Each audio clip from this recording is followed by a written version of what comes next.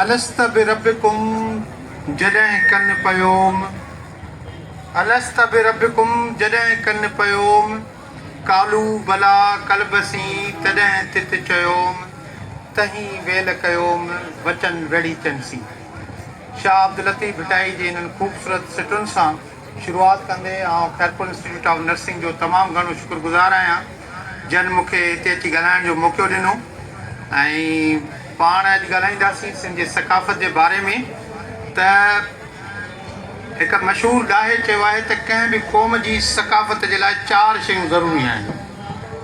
पहिरियां त उन क़ौम वटि पंहिंजी धरती हुजे, उन बैदि उन्हनि खे पंहिंजी ॿोली हुजे, 3 नंबर ते उन्हनि खे पंहिंजूं रीतूं रस्मूं हुजनि, ऐं चौथी ॻाल्हि त उन क़ौम खे पंहिंजा क़ौमी ऐं माशी मफ़ाद हुजनि जन क़ौमी ऐं माशी मफ़ादनि जे लाइ हू गॾियल जिदोजहद कनि। तारीख़ जे इन ॾाहे जे ॾिनल वज़ाहत जी सूरत में जॾहिं असां ॾिसंदासीं त असांखे ख़बर पवंदी त हज़ारे सालनि खां सिंध हिकु आज़ादु क़ौम जी हैसियत सां पंहिंजी आज़ादु सकाफ़त मल्हाईंदे नज़र अचे थी।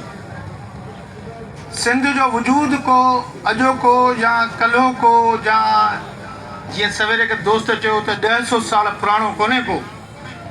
जॾहिं खां हीअ काइनात ठही हुई तॾहिं खां सिंध जो फिज़िकल वजूद आहे ऐं उन फिज़िकल वजूद में सिंधियुनि जी गवाही असांखे लतीफ़ पंहिंजे हिन शेर में ॾिनी। ऐं लतीफ़ चयो त अलस्त बिरब्बिकुम जॾहिं कनि पयोम रब ताला जॾहिं पहिरियों दफ़ो इंसान ठाहे उन खां सुवालु पुछा कयो त छा मां तव्हांजो रब न आहियां? त लतीफ़ चयो त उन वक़्त में असां ख़ासि तौर ते लतीफ़ पंहिंजी ॻाल्हि चए थो त कालू भला कलबसी तॾहिं तित चयोमि त उन वक़्त में मां दिलि सां कालू भला हाओ तूं असांजो रब आहीं दिलि सां चयो हो। ऐं पोइ उन सां गॾु हिकिड़ो ॿियो वाइदो कयो हो तहीं वेल कयोमि वचन वेड़ी चंसी त असांजी सिंध सां मुहबत का 1000 साल जी कहाणी कान्हे का। असांजी सिंध सां मुहबत का 5000 साल जी पुराणी बि कान्हे का। असां सिंधियुनि जी सिंध सां मुहबत इन काइनात जे ठहिण खां वठी करे अॼु 2024 ताईं आहे। जेसीं ताईं दुनिया रहंदी तेसीं ताईं सिंध जा माण्हू सिंध सां मुहबत कंदा रहंदा। ही जश्न मेड़ मुलाक़ात थींदा रहंदा। सिंध जी सकाफ़त सदियुनि खां पंहिंजे सफ़र में रवां दवा आहे ईअं हलंदी। क़ौमुनि जी तारीख़ में हेठि मथायूं थींदियूं रहियूं आहिनि। ऐं सिंध जी त मां तव्हांखे छा ॻाल्हि ॿुधायां, वाहिद धरती आहे जंहिं ते 8000 खां मथे हमला थिया। 8000 खां वधीक ॿाहिरियुनि फोरनि लुटेरनि चोरनि सिंध ते हमला कया, पर सिंधियुनि हमेशह पंहिंजे वजूद जी बका जी जंग लड़ी बि ऐं जंग खटी बि। ऐं अॼु बि सिंधी पंहिंजे बका ऐं वजूद जी जंग विढ़ण लाइ तयारु वेठा आहिनि।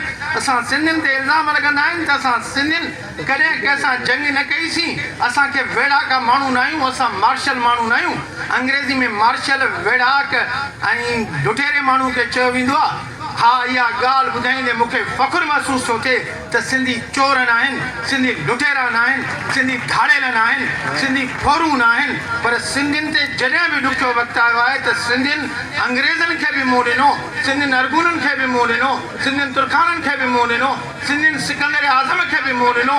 ऐं उन खां अॻु में बि आर्यनि ताईं जेके कायूं थींदियूं रहियूं सिंधियुनि हुननि जो बहादुरी सां मुक़ाबिलो कयो। दुनिया में क़ौमूं मिटिजी वियूं। दुनिया जी सभिनी खां वॾे में वॾी क़ौम जंहिंखे असां यूनान जे नाले सां सॾींदा आहियूं, यूनानी हाणे यूरोप जे हिकिड़े नंढड़े कुंड में हिकिड़े नंढे मुल्क जी हैसियत सां वेठा आहिनि। जा रूमी जेके दुनिया जा तमामु वॾा वेढ़ाका हूंदा हुआ उन्हनि जो नालो निशान कोन्हे को। इटलीअ में हिकिड़ो नंढड़ो शहर रूम आहे, उन में वसिया वेठा आहिनि। जा पर असां सिंधियुनि हमेशह पंहिंजी बका जी जंग लड़ीसीं ऐं पंहिंजी बका जी जंग विड़ीसीं ऐं पंहिंजे बका जी जंग खटीसीं। हाणे तव्हांखे इहो थोरो अहसासु थींदो हूंदो त शायदि मां कंहिं जज़्बाती माण्हू वांगुरु तव्हांखे जज़्बाती ॻाल्हियूं थो ॿुधायां। मां हिकु यूनिवर्सिटी में उस्तादु आहियां ऐं शागिर्दनि खे पढ़ाईंदो आहियां। जेका ॻाल्हि कयां थो कि दलील जे करे कयां थो, सिंधी माण्हुनि में एॾी वॾी रेज़िलेंस किथां पैदा थी त मां तव्हांखे ॿुधाईंदो वञा त सिंधी माण्हुनि जी इन रेज़िलेंस जे पोयां हिकिड़ो कुदरत जो वॾो शाहकारु आहे। ऐं तव्हां सभु पढ़ियल लिखियल माण्हू वेठा आहियो। मां तव्हांखे हिकिड़ी ॻाल्हि ॿुधायां थो, हीअ ॻाल्हि का मामूली कान्हे का।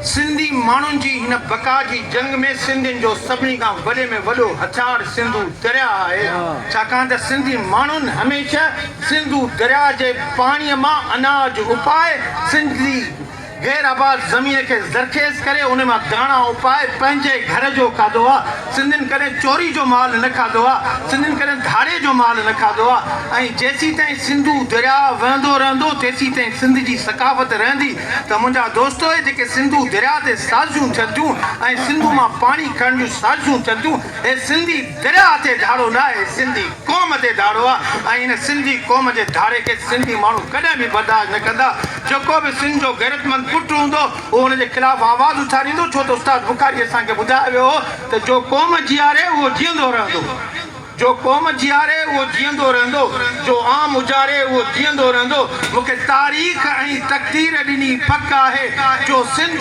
संवारे उहो जीअंदो रहंदो जो सिंध संवारे उहो जीअंदो रहंदो पोइ सिंध संवारण लाइ कॾहिं तव्हांखे दौलत दरिया ख़ान थियणो पवंदो सिंध संवारण लाइ कॾहिं तव्हांखे शाह लतीफ़ थियणो पवंदो सिंध संवारण लाइ तव्हांखे कॾहिं होश मोहम्मद कमरानी थियणो पवंदो सिंध संवारण लाइ तव्हांखे रसूल बख्श पलेजो थियणो पवंदो सिंध संवारण लाइ तव्हांखे जीएम सैयद थियणो पवंदो सिंध संवारण लाइ तव्हांखे शेख अयाज़ थियणो पवंदो सिंध संवारण लाइ तव्हांखे उस्ताद इब्राहिम जोयो थियणो पवंदो ऐं जेसीं ताईं सिंध में अहिड़ा अज़ीम इनकलाबी पुट ॼमंदा रहंदा सिंध जी बका ते ऐं सिंध जे वाधारे में कोई बि मसइलो न आहे थियणो कोई बि इन में का बि रुकावट न आहे अचणी हाणे अची ॾिसूं थी जेके 4 डेफिनेशनूं तव्हांखे ॿुधायमि उन में 3 डेफिनेशनुनि ते त असां क़ाइमु आहियूं असां वटि पंहिंजो वतन आहे खणी हिन वक़्तु उन वतन जी हालत थोरी ख़राबु आहे मगर पोइ बि पंहिंजे वतन जा वारिस मालिक आहियूं असां वटि पंहिंजी ज़बान आहे ऐं